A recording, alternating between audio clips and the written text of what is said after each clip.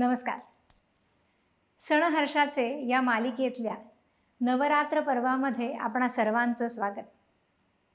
नवरात्रीच्या पहिल्या दिवसापासनं आता 9व्या रात्रीपर्यंत आपण येऊन पोहोचलो. नवमीपर्यंत हा प्रवास जो सुरू झाला तो तमाकडून रजाकडे आणि रजाकडून सत्वाकडे आपल्याला घेऊन आलाय. स्वतःमधलेच बदल खरं तर आपण रोज नित्य नवे अनुभवतोय. रोज आपण शुद्ध होतोय, स्वच्छ होतोय, ऊर्जित होतोय आणि ती ऊर्जा आता आपल्याला वर्षभर वापरायची आहे. स्वतःमधल्या निरनिराळ्या भावभावना त्यालाच आपण ओळखतोय.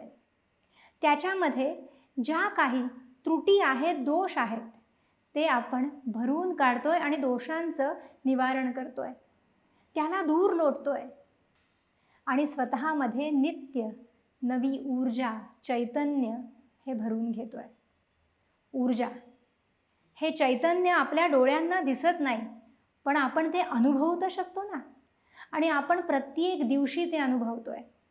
जेव्हा आपण मनोभावे पूजा करतो, जेव्हा आपण आपल्या त्या देवीचं रूप डोळे भरून बघतो, तेव्हा आपल्याला जो काही अनुभव येतो, जी अनुभूती होते, ती म्हणजेच ते चैतन्य. हे चैतन्य आपल्या प्रत्येक पेशीला मिळतंय आणि ती प्रत्येक पेशी स्फुरण पावतीये. ती रोज तेजाने भरून जाते आणि त्यातूनच खरं तर आपल्याला मिळतं ते म्हणजे शारीरिक आणि मानसिक स्वास्थ्य. स्वास्थ्य म्हणजे स्वतःमध्ये स्थिर होणं, शांत होणं. आणि बघा, या 9 दिवसामध्ये आपल्याला ती शांतता मिळते की नाही? जर खरंच तुम्ही हे सगळं करत असाल तर ती अनुभूती तुम्हाला निश्चितच येत असेल. या सगळ्या गोष्टी आपल्यासाठी आहेत, पण ही ऊर्जा दिसत नसल्यामुळे आपण अनेकदा त्यावर पटकन विश्वास ठेवू धजावत नाही. आज याच गोष्टीची उकल आपल्याला करायची आहे. ऊर्जा म्हणजे काय? तर ऊर्जा म्हणजे तरंग, स्पंदन, शक्ती. आणि ही शक्ती चराचरामध्ये सर्वत्र सामावलेली आहे. ह्या शक्तीचाच एक जड भाग म्हणजे हा देह आहे. ह्या शक्तीचंच हे स्थूल स्वरूप सांगितलंय. आणि हे जे काही साधन आपल्याला मिळालंय त्याला आपण वापरतोय ते बुद्धीने, मनाने, विचारांनी. आणि हे विचार कोण करतोय? तर तो जीवात्मा. ही सगळी पुन्हा एकदा चैतन्याचीच रूपं. आपण मागच्या भागांमध्ये बघितलं होतं की देव म्हणजे शक्तीच, पितर म्हणजे शक्तीच आणि मानवी देह म्हणजे देखील शक्तीच. फक्त स्थूल रूपामध्ये संचार करणारी अशी ती शक्ती. मग ह्या शक्तीमध्ये जे अडसर निर्माण होतात ते देखील त्या तरंगांचेच, स्पंदनांचेच. एका वास्तूमध्ये जितकी माणसं असतात, त्यांचे जे विचार चाललेले असतात, जे उच्चार होत असतात, ही स्पंदनं तिथे पसरत असतात. प्रत्येकाच्या विचाराची आणि उच्चाराची स्पंदनं त्याच्या आभामंडलामध्ये म्हणजे त्याच्या ऑरामध्ये ही स्थित होत असतात. आणि अनेकांच्या विचारांची स्पंदनं ही वातावरणामध्ये पसरत असतात. एखाद्या ठिकाणी जिथे सकारात्मकरित्या विचार केले जातात आणि चांगलंच काम होतं, तिथे गेल्यानंतर ती स्पंदनं आपल्यालाही जाणवतात. जेव्हा आपण मंदिरात जातो आपल्याला शांत वाटतं, कारण तिथे तशी स्पंदनं असतात. आपण ज्या ज्या स्पंदनांमधनं जातो ती स्पंदनं आपण ग्रहण करत असतो. शिवाय आपली मनोवृत्ती कशी आहे, आपल्यामध्ये कोणतं तत्व हे अत्याधिक प्रमाणात आहे, त्यानुसार वातावरणातली ती तत्व आपण आकर्षून घेत असतो. म्हणून शास्त्र म्हणतं की स्वतःमध्ये सात्विकता आणा. स्वतःमध्ये तुम्ही सात्विकता आणलीत की वातावरणातली ती शक्ती तुमच्याकडे आकर्षिली जाईल. Law of attraction. तिथेच गोष्टी आकर्षिल्या जातात जिथे तो सजातीय बंध असतो. आणि म्हणून बदल हा कायम स्वतःमध्ये करायचा. स्वतःमध्ये बदल केला की सर्वत्र आपल्याला तो बदल दिसायला लागतो. पण त्यासाठी तुम्हाला खूप आतपर्यंत खोलवर ही प्रक्रिया करावी लागते. बऱ्याचदा तुम्ही बघा, आपण वरवर खूप प्रयत्न करतो सकारात्मक होण्याचा, पण थोड्या वेळाने निराशावादी आणि नकारात्मक विचार आपल्याला घेरायला लागतात. याचाच अर्थ खोलवर कुठेतरी त्या गोष्टी दडलेल्या आहेत आणि त्याला मुळापासून घालवण्याची प्रक्रिया म्हणजेच हे मौन आहे, म्हणजेच हे ध्यान आहे, म्हणजेच आहारावर नियंत्रण आहे, म्हणजेच तुमच्या विचारांना शांत करणं आहे, म्हणजेच ती उपासना आहे. 9 दिवस 9 रात्र आपण ती उपासना करतोय. अगदी आपण भोंडला खेळलो, आपण गरबा खेळलो, तिथेही बघा काय होत आहे, तर संपूर्णपणे त्या आनंदाच्या डोहामध्ये आपण तरंगतोय. आपण जे काही नृत्य करतो, जी काही गाणी म्हणतो, जे काही आपण बेभान होऊन नाचतो, बेभान, आपण ते भान हरपून जातो, म्हणजेच आपण शून्य होऊन जातो. सर्वत्र ऊर्जा आहे, ती कशी आहे तर आनंदाची. पुन्हा ती स्पंदनच आहेत. तिथे इतकी माणसं उपस्थित आहेत आणि ती सगळी आनंदी आहेत आणि ती आनंदाची स्पंदनं प्रत्येकाला मिळत आहेत. एका वास्तूमध्ये जर 4 माणसं आहेत आणि त्यातली 2 सकारात्मक आहेत आणि 2 नकारात्मक आहेत, म्हणजे विचार करा, सकारात्मक स्पंदनंही निर्माण होतात आणि नकारात्मकही. मग यातली जी स्पंदनं ही तीव्र स्वरूपाची असतील, ज्याचा प्रभाव हा अधिक असेल, ती दुसऱ्यावर प्रभाव करायला लागतात. जर ती 2 सकारात्मक माणसं यांची स्पंदनं किंवा त्यांची सकारात्मकता ही या दोघांपेक्षा अधिक असेल, तर ही माणसं हळूहळू बदलायला लागतात. पण हेच जर विरुद्ध झालं तर या नकारात्मक माणसांची स्पंदनं ही अधिक तीव्र असतील, तर हळूहळू ही सकारात्मक माणसं देखील नकारात्मकतेकडे झुकायला लागतात. आणि म्हणून आपल्या प्रत्येकाचं हे कामच आहे की आपण स्वतःला सकारात्मक ठेवायला पाहिजे. समोर कितीही अडचणी दिसतील तरीही त्या अडचणींना शरण न जाता त्यांना उल्लंघून जाण्याचा प्रयत्न हा आपण सतत केला पाहिजे. प्रकृती ही सतत मदत करते. निरनिराळ्या कथा आपण ऐकल्या आणि ह्या कथांमधून आपण हेच बघितलं की समोर शत्रू किंवा तो असुर कितीही उन्मत्त आणि ताकदवर असू दे, कितीही भयंकर असू दे, पण ती आदिमाया आदिशक्ती ही त्याचा निप्पात केल्याशिवाय राहत नाही. ते युद्ध कितीही दिवस चालू दे, पण शेवटी निप्पात होतो तो त्या नकारात्मकतेचा. ती सकारात्मकता आपल्यामध्ये भरलेली आहे, पण आपण आपल्यामध्ये विचारातून ही नकारात्मकता भरतो आणि त्या सकारात्मकतेला दूर लोटतो. 9 दिवस आपण स्वतःमध्ये ही सकारात्मकता भरतोय. आपण आपल्या आयुष्यात असणाऱ्या अडचणींसाठी मार्ग मागतोय, सोल्युशन्स मागतोय. आणि जेव्हा आपण सतत तो विचार करणार आहोत, सातत्यपूर्ण आणि सकारात्मक, तेव्हा आपल्याला मार्ग मिळाल्याशिवाय राहतच नाही. प्रत्येक पूजेनंतर सांगितलं की इच्छिलेला वर प्राप्त व्हावा म्हणून ह्या देवीची पूजा केली जाते. आपल्याला सुख समृद्धी मिळावी म्हणून ह्या देवीची पूजा केली जाते. धनसंपदा मिळावी म्हणून पूजा केली जाते. मनःशांती मिळावी म्हणून पूजा केली जाते. समजून घ्या, प्रत्येक रूप वेगळं आहे. प्रत्येक रूपाकडे बघितल्यानंतर मनामध्ये निर्माण होणारे भाव ते तरंग वेगळे आहेत आणि त्यामुळे विश्वातून आकर्षिली जाणारी ऊर्जा देखील वेगळी आहे. आपण केवळ डोळ्यांनी बघतो आणि डोळ्यांनी बघितल्यानंतर मनामध्ये भाव तरंग उमटतात. तरंग सगळीकडे हे तरंगच आहेत आणि हीच आहे ती ऊर्जा, हेच आहे ते चैतन्य. तुमचा भाव बदलला की तुमचा आकर्षणाचा जो नियम आहे त्यानुसार तुम्ही चांगल्या गोष्टी आकर्षायला लागता.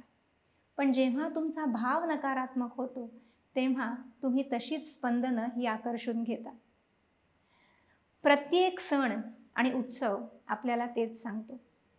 त्या सणा आणि उत्सवामध्ये ज्या वस्तू आपण वापरतो त्या देखील आपल्याला त्या वैश्विक ऊर्जेशी बांधणाऱ्या, सांधणाऱ्या असतात.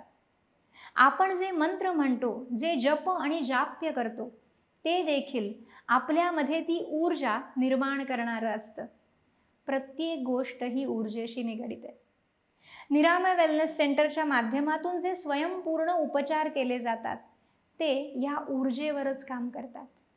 जेव्हा मनामध्ये निरनिराळे नकारात्मक भावतरंग आपण सतत निर्माण करत राहतो, ते आपल्या त्या ऊर्जा वाहिनी नाड्यांमध्ये अडसर बनतात आणि ते अडसर निर्माण झाल्यानंतर ती सकारात्मक ऊर्जा ही आपल्याला कमी पडायला लागते, हळूहळू मिळेनाशी होते. मग ते भावतरंग कोणत्या प्रकारचे आहेत त्यानुसार तो दोष कुठे निर्माण होणार हे ठरतं.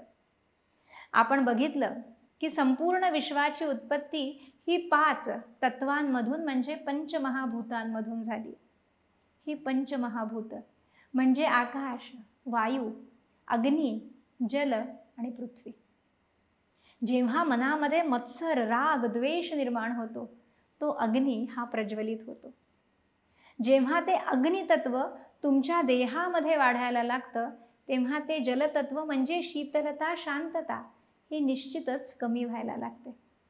अग्नितत्व वाढायला लागल्यानंतर वातावरणातनं देखील तुम्ही अग्नितत्वच अधिकाधिक आकर्षून घेता. पण हेच प्रयत्नपूर्वक जर मन शांत केलं तर ती शीतलता वाढायला लागते आणि शीतलता वाढायला लागली की आपोआप अग्नितत्व हे शांत व्हायला लागतं. मनामध्ये शांतता आली, शीतलता आली की वातावरणामधनं तशीच स्पंदनं आपण आकर्षून घेतो आणि मग आपल्याला तसेच परिणाम देखील समोर दिसतात. प्रत्येकाच्या आयुष्यामध्ये कमी अधिक फरकाने अनेक प्रश्न आणि समस्या आहेत. पण हे प्रश्न आणि समस्या आपल्याला काहीतरी शिकवायला आलेत. हे प्रश्न आणि समस्या आपली ताकद वाढवायला आलेत. हेच ह्या निरनिराळ्या कथांमधून आपण बघितलं ना. पण हे समजून घेऊ. येणारा प्रश्न हा का आलाय आयुष्यात तर तुमच्यामध्ये अजून विकसन करायला, प्रगल्भता आणायला, तुमच्या जाणीवा अजून विकसित करण्यासाठी.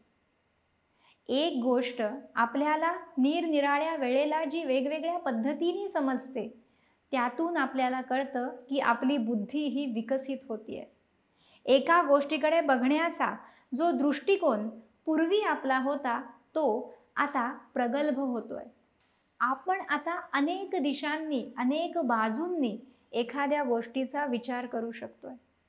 हेच घडण्यासाठी लागते ती सकारात्मक ऊर्जा. शरीरामध्ये आणि मनामध्ये ज्या वेळेला दोष निर्माण होतात, कोणतेही शारीरिक आजार किंवा मानसिक आजार निर्माण होतात, त्या सगळ्याचं मूळ आहे ते म्हणजे आपली हीच ऊर्जा, हीच शक्ती. ज्या वेळेला कोणताही आजार निर्माण होतो तेव्हा समजून घ्या की कुठला तरी ऑर्गन, कुठल्या तरी पेशी ह्या पूर्ण शक्तीनिशी, ताकदीनिशी कार्य करू शकत नाहीयेत. म्हणजेच त्याची शक्ती ही क्षीण झाली आहे. शक्ती क्षीण का झाली आहे?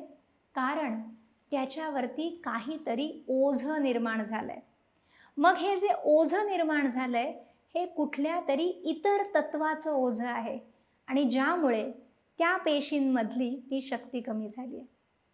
सकारात्मक आणि नकारात्मक हे शब्द आपण अनेकदा वापरतो, पण त्याचा अर्थ आज आपण समजून घेणार आहोत. विश्वामध्ये जे काही आहे ते सगळं खरं तर सकारात्मकच आहे. मग नकारात्मकता कशी? कारण कुठलीही गोष्ट ही जेव्हा आवश्यकतेपेक्षा अधिक व्हायला लागते तेव्हा तिचे परिणाम हे नकारात्मक असतात. किंवा कुठलीही गोष्ट ही गरजेपेक्षा कमी पडायला लागते तेव्हा तिचे परिणाम हे नकारात्मक असतात. म्हणून त्याला आपण नकारात्मक म्हणतो. आणि मग जेव्हा अतिरिक्तता किंवा कमतरता निर्माण होते तेव्हा देहामध्ये नकारात्मकता निर्माण होते. कुठलं तरी तत्व वाढतं म्हणून कुठलं तरी तत्व कमी होतं. आणि मग जे वाढलेलं तत्व आहे ते जर आपण निसर्गाला अर्पण केलं तर आवश्यक तत्व देण्यासाठी निसर्ग बसलाच आहे. आपण फक्त मागावं लागतं. पण आपले विचारच हल्ली भरकटत चालले आहेत. कुठलीही गोष्ट यथायोग्य होऊ दे म्हणण्यापेक्षा हे घडलं नाही तर, असंच झालं तर, वाईटच घडलं तर, असे विचार आपण वारंवार करतो. पुन्हा आपले विचार म्हणजे स्पंदनं. आपण ही चुकीची स्पंदनं निर्माण करतो आणि तशाच गोष्टी आकर्षून घेतो. आपल्याला एवढंच करायचंय की आपल्याला जे हवंय त्याचा विचार करायचा आहे. तो विचार जागेवरून हलू द्यायचा नाहीये, त्याला धरून ठेवायचंय. आपली ती धारणा पक्की करायची आहे आणि त्या धारणेवरतीच आपलं ध्यान हे केंद्रित करायचं आहे. जे समोर येईल ते कष्ट उपसायचे, पण ती धारणा सोडायची नाही आहे. जी साधना आपल्याला करायची आहे ती ही धारणा मिळवण्यासाठी, इथपर्यंत पोहोचण्यासाठी, आणि मग ती साधनाच आपल्याला त्या सिद्धीपर्यंत घेऊन जाईल. हे सगळं जे काही होतं ते त्या शक्तीमुळे, आणि त्या शक्तीचीच उपासना गेले 9 दिवस आपण करतोय. आज आपण येऊन पोचलोय ते त्या सिद्धिदात्रीच्या उपासनेपर्यंत, जी आपल्याला सगळ्या सिद्धी प्रदान करते. आज आपण जाणून घेणार आहोत ते या देवी सिद्धिदात्रीबद्दल. नवदुर्गांमधल्या दुर्गेचं हे 9वं रूप सिद्धिदात्री. साधकाच्या मनोकामना सिद्धीस नेणारी ही देवी. अष्टसिद्धी म्हणजे अणिमा, महिमा, गरिमा, लघिमा, प्राप्ती, प्राकाम्य, वशित्व आणि ईशित्व या सिद्धी प्रदान करणारी ही देवी. देवी पुराणानुसार भगवान शिवशंकरांनी देखील सिद्धिदात्रीची उपासना केली होती.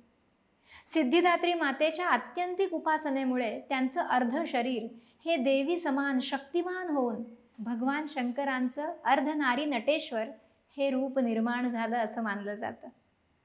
सिद्धिदात्री देवीचं स्वरूप हे चतुर्भुज आहे. हिचं आसन कमळ असून वाहन सिंह आहे. हातामध्ये कमळ, शंख, गदा, सुदर्शन चक्र आहे.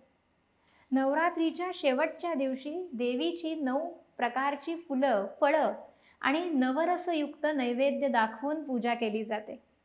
साखर फुटाणे, खीर यांचा नैवेद्य दाखवला जातो. श्रीफळ अर्पण केलं जातं. या दिवशी 9 कुमारिकांचं पूजन करून त्यांना मिष्टान्न भोजन दिलं जातं. विडा दिला जातो, वस्त्र देऊन मानपान केला जातो. ही देवी केतू या ग्रहावर नियंत्रण करते. हिच्या उपासनेमुळे केतू ग्रहाचे वाईट प्रभाव हे कमी होतात. या देवीची उपासना या श्लोकांनी केली जाते. सिद्ध्य गंधर्व यक्षाद्यैर असुरैरमरैरपि सेव्यमाना सदा भूयात सिद्धिदा सिद्धिदायिनी. सिद्धिदात्री देवी ही सहस्रार चक्राची अधिष्ठात्री आहे. तिच्या उपासनेमुळे शरीरातलं सहस्रार चक्र हे जागृत होतं. देवी आपल्या भक्तांच्या सर्व मनोकामना सिद्धीस नेते. देवीच्या पूजनाने यश आणि धनप्राप्ती होते. साधकाची उपासना योग्य दिशेने चालली आहे याची प्रचिती देवी देते. साधकांना साधना मार्गावर देवीच्या कृपेने सिद्धी प्राप्त होतात. परंतु जर त्याचा गैरवापर किंवा अतिवापर केला तर त्याची शिक्षा देखील भोगावी लागते. यामुळे साधकाला सिद्धी प्राप्तीनंतर त्या वापरण्यासाठी महाविद्या, महाज्ञान असण्याची गरज असते. ती प्रगल्भता असण्याची गरज असते. देवीच्या कृपेने साधकाची दुःख पचवण्याची क्षमता वाढते. अन्य 8 दुर्गांसह 9व्या दिवशी सिद्धिदात्रीला शरण गेल्यास संसार तापातून मुक्ती मिळून मोक्षाची द्वारं खुली होतात असं सांगितलं जातं. मनःशांतीच्या शोधात सर्वत्र फिरत राहण्यापेक्षा मनोभावे त्या आईला साथ घातली तर ती बालकाप्रमाणे आपलं रक्षण करते. नवरात्रीची सांगता सिद्धिदात्री देवीच्या उपासनेने होते आणि आयुर्वेदातील 9वी दुर्गा सिद्धिदात्री म्हणजे सांगितली आहे शतावरी. बहुगुणी अशी ही शतावरी. हिला नारायणी असंही म्हटलं जातं. शतावरी ही वनस्पती बुद्धी आणि बलवर्धक तसंच वीर्यासाठी उत्तम औषधी सांगितलेली आहे. रक्तविकार तसंच वातपित्ताचं शमन करणारी ती आहे. हृदयाला बळ देणारी अशी महाऔषधी वनस्पती आहे. शतावरीचं नियमानुसार सेवन केलं तर सर्वांगीण आरोग्य हे प्राप्त होतं. आयुर्वेदातल्या या नवदुर्गा यांची देखील मनोभावे उपासना केली म्हणजे योग्य प्रमाणामध्ये त्या ग्रहण केल्या तर आपल्याला आयुरारोग्य लाभतं. शरीर सबल होऊन आपल्याला आरोग्य मिळतं असं मार्कंडेय पुराणामध्ये वर्णन केलेलं आहे. मात्र कोणतीही औषधं ही वैद्यांच्या सल्ल्याने घ्यावीत. तर अशा या नवदुर्गा, ज्यांनी निरनिराळ्या असुरांचा वध करून संपूर्ण पृथ्वीला त्यांच्या जाचापासून वाचवलं. 9 दिवस 9 रात्री चाललेलं युद्ध आणि 9व्या रात्री महिषासुराचा वध करून ही दुर्गा महिषासुरमर्दिनी बनली आणि त्याचा विजयोत्सव हा विजयादशमी म्हणून सर्वांनी साजरा केला आणि आपणही साजरा करतो. त्याचबरोबर प्रभू रामचंद्रांनी रावणाचा वध केला आणि त्याचा देखील हा विजयोत्सव. तर उद्या आपण जाणून घेणार आहोत ते या दसरा सणाविषयी. या नवरात्रीच्या आपणाला अनेकानेक चैतन्यमय आणि आरोग्यदायी शुभेच्छा. उद्या भेटू तर मग. आज इथेच थांबूया. धन्यवाद.